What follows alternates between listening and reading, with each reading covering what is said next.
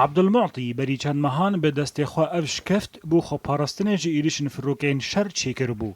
نه جی شکفت گریه موزخانه و هجمارک شنوار و کلوپالن کلتوری خستنه.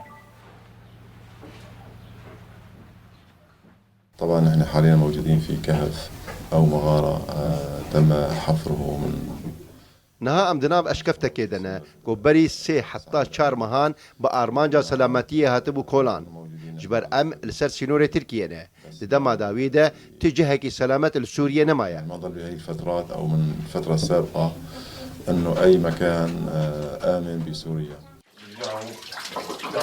عبدالمعطی مهو نیوکی مجولی کولاندن اشکفته بو. بری کاری چیکرنا دیکور کریه و مراقاوی د کوم کرنا شنوارن کونده هیا.